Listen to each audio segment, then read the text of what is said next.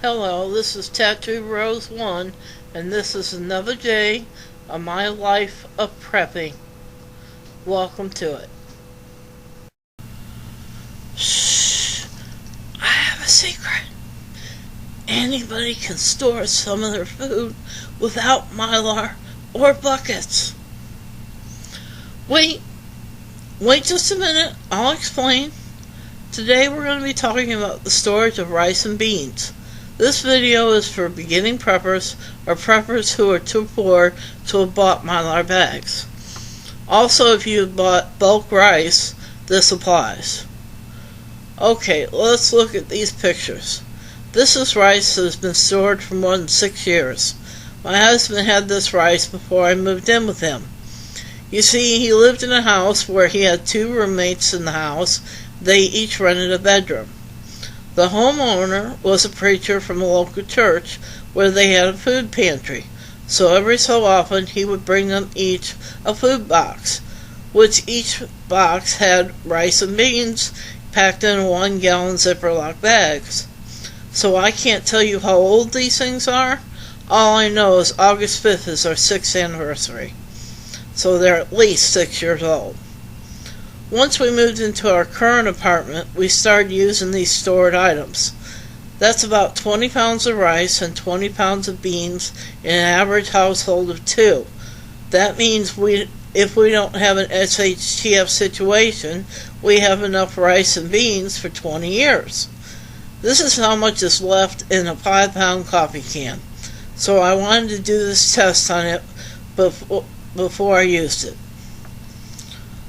So here's a sample of what that rice in that can looks like, and it looks a little yellow to me.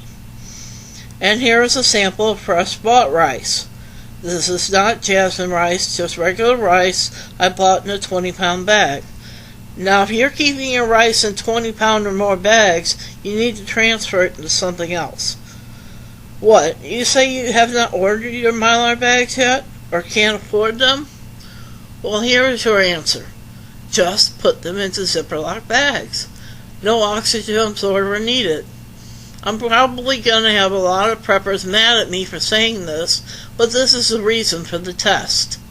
First of all, you need to transfer your rice into something else. The reason for this is bugs. I live where rice is eaten every day, sometimes 3 times a day. We have a lot of Asians here, and my husband even lived with an Asian family for a couple of years. Rice can have bugs in it just like flour. They look like dirt specks, but they are bugs. Okay, now look at the 6-year-old cooked rice. It still has a yellow tint to it. Now look at new rice. White as usual. But the important thing is taste. They both taste the same. No difference. That's the coffee can stored rice here. I'll show it to you again. Old rice, new rice, no taste difference. Now, I'm not stupid, and I realize that long-term storage needs to be put in mylar bags or buckets or both if you like. But either kind can't protect them from rodents. For that you need the buckets. I'll tell you how I store my rice now. I bring the 20-pound bags in the house, get my Ziploc bags, 1 quart size, put 2 cups of rice in each bag, squeeze out the air, zip it up, then put it into my mylar bag, put an oxygen absorber in them, and zip them up. Now, like I said, you don't need the mylar bag unless you're planning to store for more than 5 years, or plan on moving them a lot. When you pick out your Ziploc bags, buy a brand name, because generics will break under stress. None of my rice ever broke, though. This size is good for barter, too. If you bring out a small bag, nobody knows how much you had stored. So there's some alternatives to mylar bags.